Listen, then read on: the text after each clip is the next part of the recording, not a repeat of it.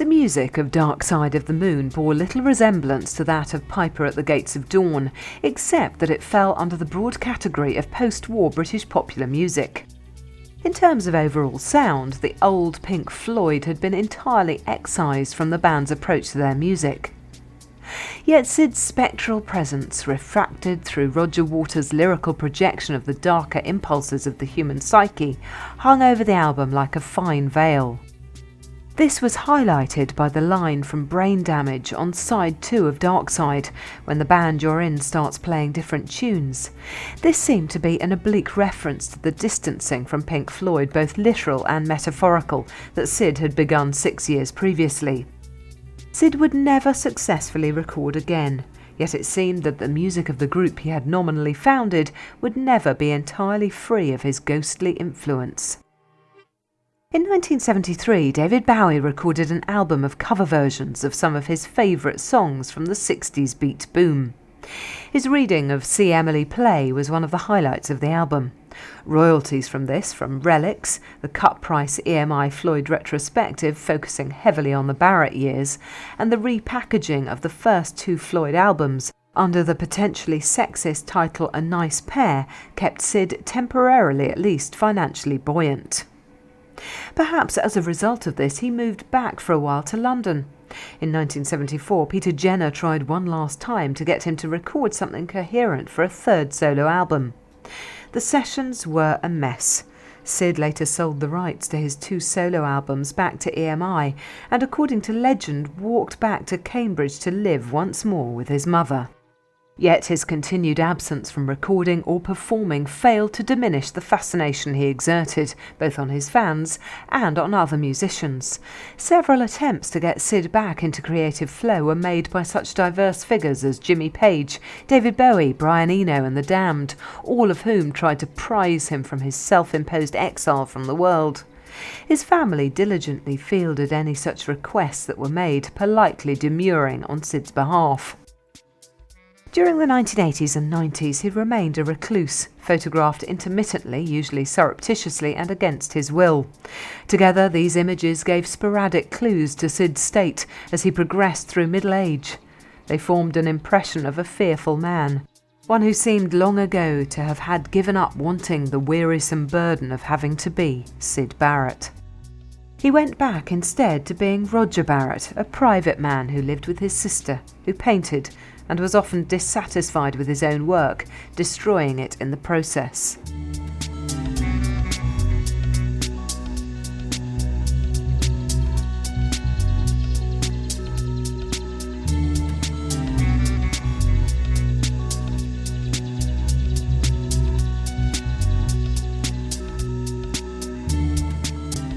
Didn't recognise him at all. Shaved bald head and very plump. He'd shaven all his hair off. He was about probably 17, 18 stone. I mean, his eyebrows, everything. I had no idea who he was for a long time, and neither did anybody else, I didn't think, for a while. He was jumping up and down, brushing his teeth. I mean, it was awful. And Roger was in tears. We were both in tears. I mean, it was very shocking. When I think about it, I can still see his eyes, but it was everything else that was different. Nowhere was the Barrett effect on the 1970s Pink Floyd more keenly felt than on the occasion that has entered the pantheon of rock parables. The day, in 1975, that he walked into the studios where the group was recording Shine On You Crazy Diamond, the centrepiece of Wish You Were Here, the follow-up to Dark Side of the Moon. This lengthy Roger Waters number was partly written in tribute to his former friend and colleague, the painter, the piper, the prisoner that Syd had been or had become.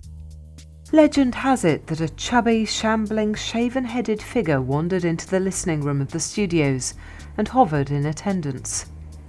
At first, none of the members of the band recognised him. When it finally became clear who their visitor was, all 4 were deeply shocked. Roger Waters was reduced to tears.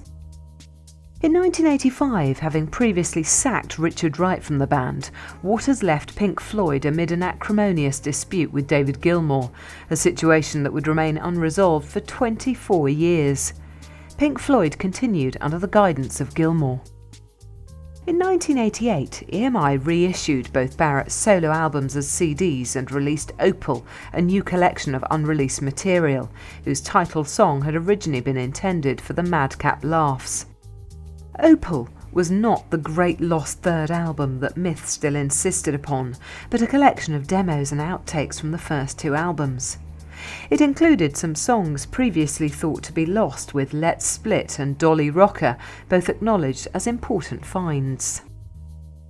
1993's 3-CD box set Crazy Diamond offered a further trove of demos, outtakes and alternative versions, and Madcap, Barrett and Opal subsequently came as expanded editions.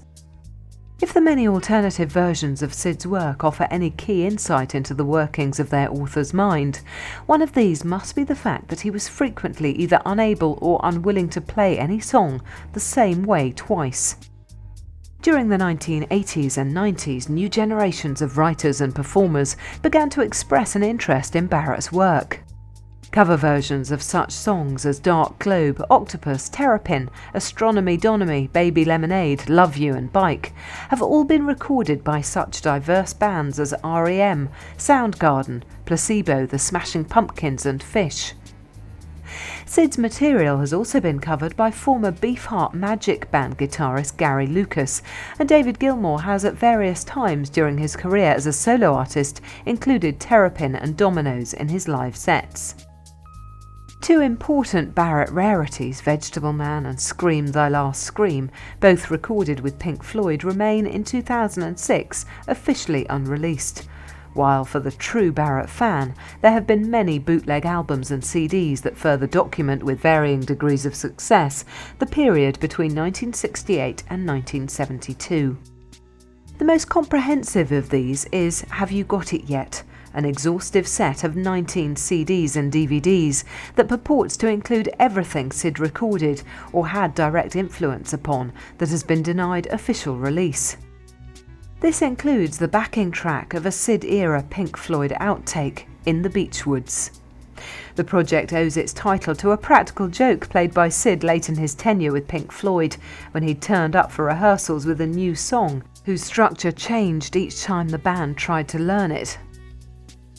By repeating the ever-changing vocal line, Have You Got It Yet? Over and over, Syd kept his bandmates bewildered for hours, until Roger Waters finally realised they were all embroiled in one of Syd's obtuse head games.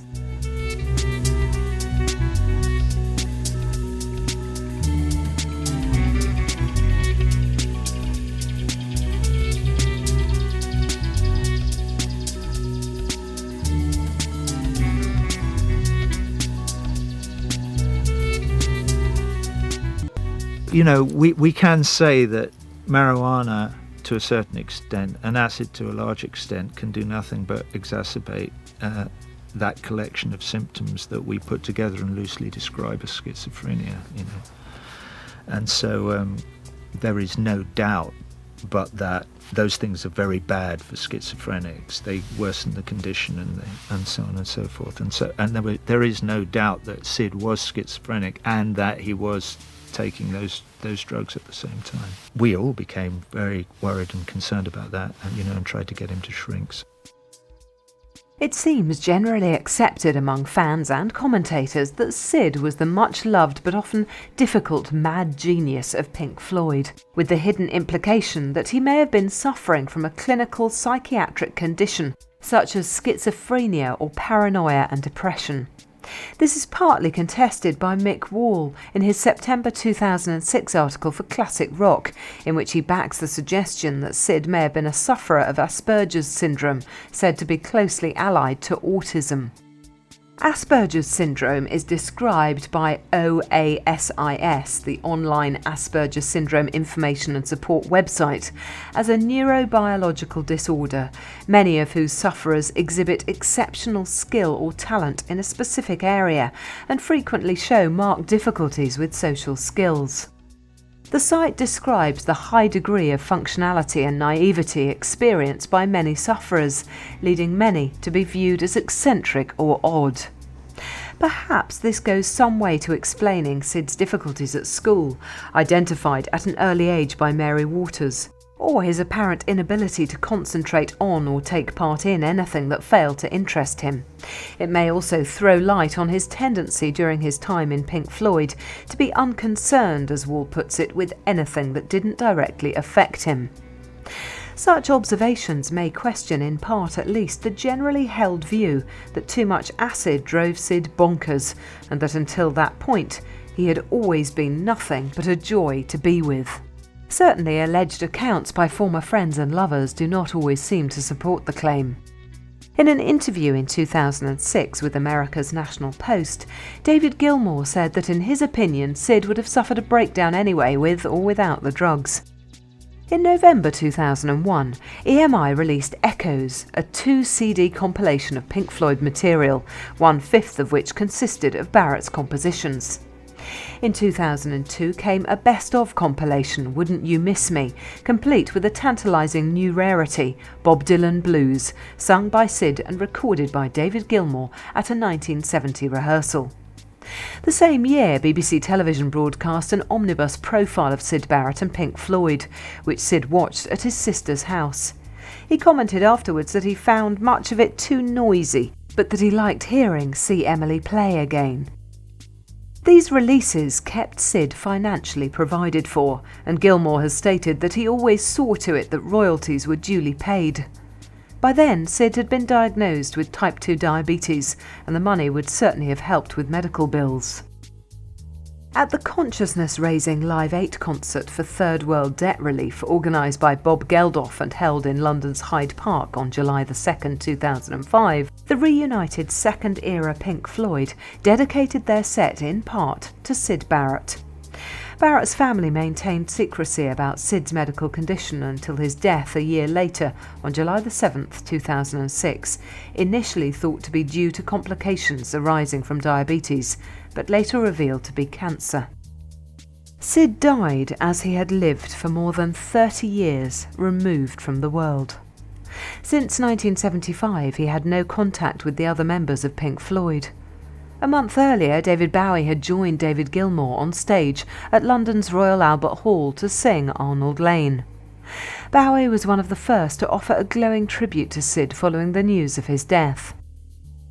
Barrett's death came just weeks before that of Arthur Lee, founder of the American band Love, whose classic 1967 album Forever Changes represented a look at the more sinister side of the psychedelic movement.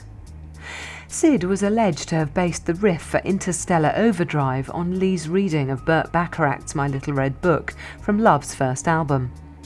Both men had released highly original and influential albums in the same year, and both had been affected in different ways by the pressures of success. Each seemed to have suffered from the inability to regain former glories, although Arthur Lee enjoyed renewed interest in his work towards the end of his life.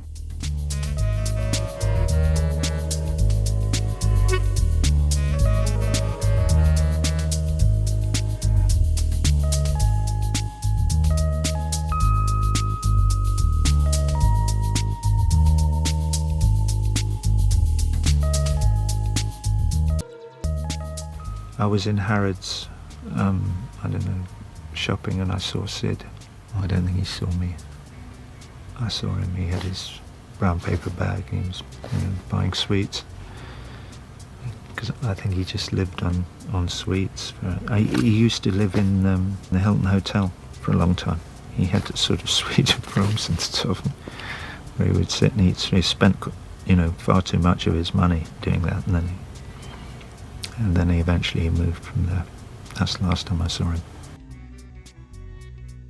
Syd Barrett's adventure into the dark, unknown territory of the psyche from which he never fully returned was in some ways symptomatic of his times. Casualty and mortality rates among his fellow psychonauts were high. By the 1980s, very few of the major bands of the 1960s remained unaffected either by a death in their ranks or by the ravages of their knife-edge lifestyles. Yet although it makes for colourful storytelling and myth-making, this is not among the main reasons for the influence of Syd's legacy on others following him. Chief among those are the unconventional song structures of his music and the preoccupations of his lyrics, his refusal to ride the gravy train that Roger Waters bemoaned in his song Have a Cigar from Wish You Were Here, and the unerring honesty in his approach to his art. In 2006, his influence pervades still. The music of the American band The Flaming Lips owes much to Syd's sense of playfulness and the lack of conventional restriction he applied to his songwriting. The group's own groundbreaking series of albums that began with the Soft Bulletin exert an influence that has spread to American experimental band semi-finalists Cloud Dead, Grandaddy, The Animal Collective and countless others. With the opening bars of See Emily Play, the listener is unwittingly initiated in the world of space rock, a tag that Syd would no doubt have hated, but which when applied to bands such as Hawkwind gave rise to lengthy careers on the fringes of mainstream rock. And if David Allen, guiding light of the Anglo-French band Gong, had not seen Syd at the UFO Club, inventing what Allen later named glissando guitar, the music of the 70s would have been less colourful as a result. The split between the two clearly discernible bands called Pink Floyd, one guided by Syd and the other dominated first by Roger Waters and then David Gilmour, serves to illustrate very different attitudes to the process of making art and the results of following a certain path. Barrett's Pink Floyd took a wary look at mainstream society. His way of dealing with those whose manner he found false or contrived, particularly the American variety show hosts of the 1960s, was to be pointedly rude or uncooperative. This may have betrayed an immaturity in his personality or impulses he couldn't restrain that led to his behaviour being difficult or inappropriate. Yet he seemed to understand one vital point that Pink Floyd later seemed to forget or conveniently failed to remember. That is, that pop music was originally made by outsiders for outsiders. It was the place you and your friends went to in your room on Sunday afternoons. It was there not just to alienate teachers or parents, but to provide an arena for freedom of artistic expression away from the bourgeois mainstream, and to expose to ridicule the hypocrisy and stilted manners of post-war Western society.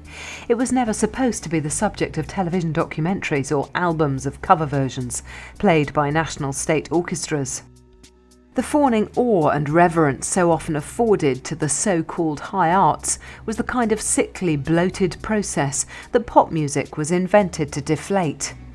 Syd Barrett seemed instinctively to have grasped that, and to have stuck by it. Pink Floyd, with all the pomp and bluster of projects like their 1980s album The Wall, seemed to have left all that behind, and to have been artistically the poorer for it. Theirs was the sound of hanging on in quiet desperation. For Syd, fatal compromise was never an option. In 2006, with popular music having become to some extent just another facet of lifestyles consumed en masse in chain stores and supermarkets, it has lost much of its verve and vitality, and is frequently hijacked to be used as a vehicle for fame or celebrity, rather than as art created for its own sake. The music of Syd Barrett, both with Pink Floyd and as an artist in his own right, defies the tyranny of conformity and seeks to value art as a process in itself, sustainable without the lust for material reward. There is, after more than 30 years, nothing else quite like it.